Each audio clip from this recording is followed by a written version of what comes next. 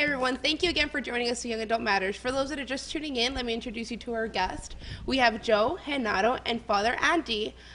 Very quickly before we began the show, we had Father Andy actually explain spirituality versus religion. And for those that weren't able to join us at the beginning, Father, can you please do a small recap of what spirituality versus religion is? Sure. Well, I think that within the human person, we're both physical and spiritual beings, and so we have this desire for the spiritual, or the spiritual life. Now that kind of takes two different forms. Spirituality is kind of a general approach, and it's sort of an impersonal way of living your spiritual life per se. So we don't, as someone who would, prescribe or subscribe rather to a spiritual life, they wouldn't believe in a personal God. They would kind of live a more general existence, and it doesn't really have a set beliefs as a religion would. Religion, on the other hand, as I just said, has a belief or a creed that goes with each religion, and the relationship with God is very much personal in a religion. We have, as Christians, a relationship with God and with each other. And so I think that's kind of the major distinction, is the kind of individualistic aspect of spirituality and the relational aspect and the kind of communal aspect of religion. There's a little bit of both put together. I guess one of the things that I've noticed from my generation is that, my personal opinion, it seems that my generation seems to be very, very selfish. We want to pick and choose what we like of the church, but yet we want to stay very, very spiritual. Do you tend to believe that this generation that's going on right now, living through the faith, the young adults that are in being introduced to the faith, are in a sense very selfish because they want only certain things, but yet also want to be part of the world. They want to be doing the things that they want to do without having to accommodate to what the church has to say? Well, I think that, that is true. Just seeing it, working with the students in campus ministry and kind of reaching out and, well, I don't need God, or I don't need this, the Creator, or I'm very spiritual is kind of the theme that's kind of being thrown around. But being a part of, like you said, being a part of the Catholic Church, and, you're a part of something that was instituted by Christ and can be traced back to Christ himself with the succession of the apostles and bishops and all of that stuff. But, it's belonging to the true, the vine. And so I think that it's a common problem that happens, or a common scenario, that the students are very, or the young adults are very personal. Like, it's about me and whoever created me. Like you said, very impersonal and not really a relational God. Yeah, and I agree with that totally. I think that society right now breeds a lot of that selfishness and self-gratifying.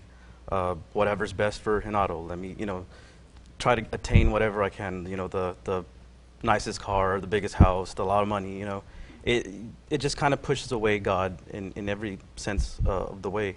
And I just think that our society is just really focused on just eliminating God altogether and just being all about what's better for an individual person. Do you ever feel that, with that being said, young adults are afraid to commit? Just in general, they're afraid to commit. That's what I see. They're like, I want to do this, but I don't want to do it every Sunday. I don't want to go to confession at least once a month. I don't want to go to adoration or join your prayer group, but I'm still very, religious. But do you think young adults are afraid to commit in general to the church?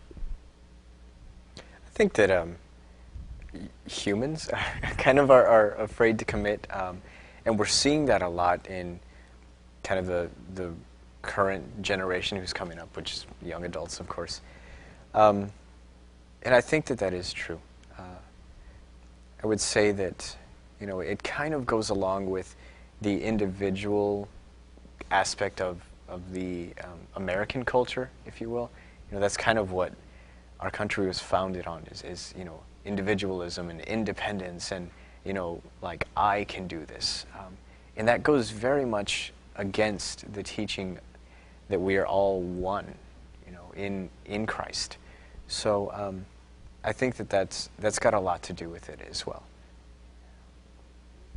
Why do so many young adults want to separate Christ from the church? You know, we saw it in this huge video that came out a couple of months ago about this guy that, you know, Jesus is my, I can't remember how he said it, but he's my God, not my religion. You know, and there was he made an amazing chastity, purity video that came out about respecting women and respecting about not having sex before marriage. And then he came out with this video that was just, it was a great like obliviation when it came to the Catholic community. It's like, no, it's one without the other. You can't have your spirituality without your religion. So it was kind of like intertwining both. And there was this great outburst of blogs and commentaries and even priests making like comeback rap videos. I don't know if you actually remember those. Do you remember those when they? So why do you feel that young adults want to separate Christ altogether, and they just want, again, like you were saying, spirituality that's selfish, that's self. Well, I think because if you take Christ away from the church or from religion, Christ is still Christ. Christ is still divine. So it's easy and it's comforting to know that, well, if I just connect with Christ, then I'll be okay, because it doesn't require any work, because Christ did die for us. Christ did come to the end for us and for our salvation. So by separating both of them, you know, it takes the work out of it. Because no matter what, Christ will be Christ and our salvation has been paid for already. But we have to do our part also. And by separating it, well, eliminates the work, I think. How can we better educate others and who and what the church actually is? Because, you know, we're talking about spirituality versus religion, but, you know, a huge part of religion is the church, you know, our mother church. So how can we better educate others on who the church or what the church actually is? I really think that, especially during this year of faith that we're having now, that Pope Benedict proclaimed, that it's really important to know what we believe. You know, many of us are cradle Catholics. You know, they grew up going to Mass, and we don't necessarily understand why we believe what we do. And I think that it's really important to put in that extra effort to feed that desire to know and to learn about our faith. You know, read. You know, do all that you can to attend. You know, different talks and workshops, whatever it might be in your parishes, and to really go that extra mile to know what you believe, because it's only by knowing it that you'll grow to love it. You know? And by knowing it, to witnessing. I think we're in a very in a show me kind of generation, and of course it's nothing new. Doubting Thomas, you know, until I put my hand in the wounds and I see him myself, you know, witnessing is I think an evangelization tool that we don't give much importance, again, because it requires us to fully understand and to fully live it.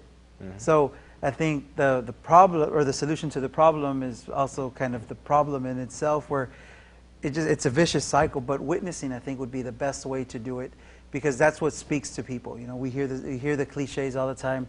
Actions speak louder than words, and so witnessing witnessing the love of Christ, witnessing the teachings of the church, our faith, is, you know, you can't rebuttal that.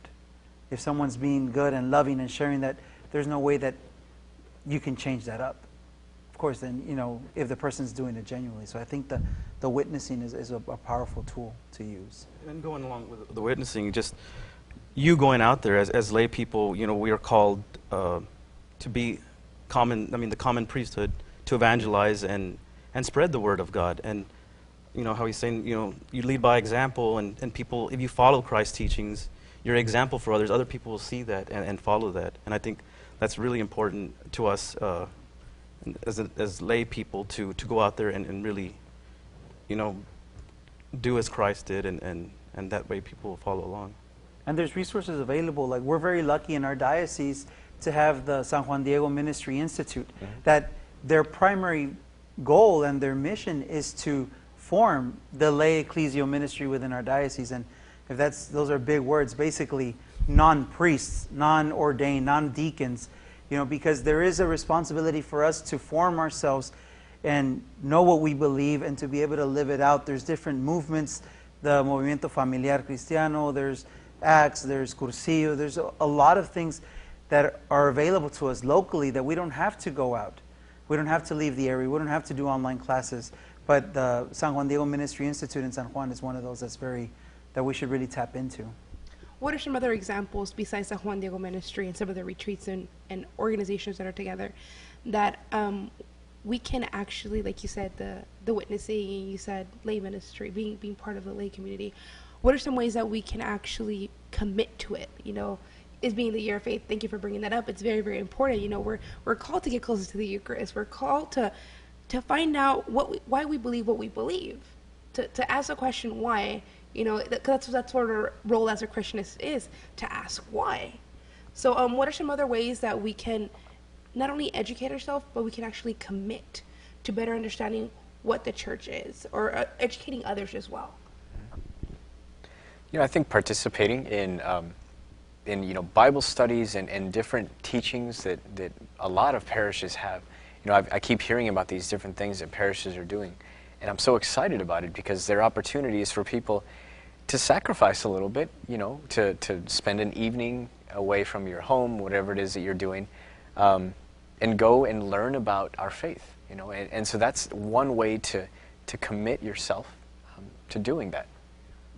Being a part of the community, you know, registering at a parish. A lot of the times, you know, we go to mass at a parish, but to officially register, and then, you know, that's one way to commit financially with either the envelopes that are provided for the weekly donations, but also, you know, being an active member of that community is a way for us to commit where, you know, taking on the different activities that are coming on. There's, I mean, in conversations I've had with priests and with different leaders, ministry leaders, they have many ideas, but just not enough time or enough people on their own to continue that. So it has to be a personal commitment that you take on, and sharing it with others to hold you accountable, or sharing it with yourself, or you know, contemplating on yourself to really make that happen. Is there any last remarks that you want to say, any advice that you want to give, or anybody that's coming into the faith, what would you like to share with them or tell them before we close? I just want to encourage, you know, people to ask questions. You know, so many times we're told that asking is wrong, or we feel like we're committing a sin or something like that. But I think it's totally the contrary. If we never ask, that doubt will stay in our heart and in our mind, and that will poison your faith. You know, asking the questions is the only way that we learn, and I tell people that constantly. So continue to ask, continue to really bring up those things in your heart that are even doubts, because that's the only way that you overcome those doubts. Well, thank you so much. I think I've never heard that. Ask because it'll poison your faith. I like that. Thank you. Again, guys, thank you everybody for joining us. Thank you for being part of a little panel. If you have any comments, questions, or concerns, feel free to contact us at cgim.net. Again, if you want to expand or just get more information about the young adult community, cgim.net. We will see you next week on Young Adult Matters. Bye, guys.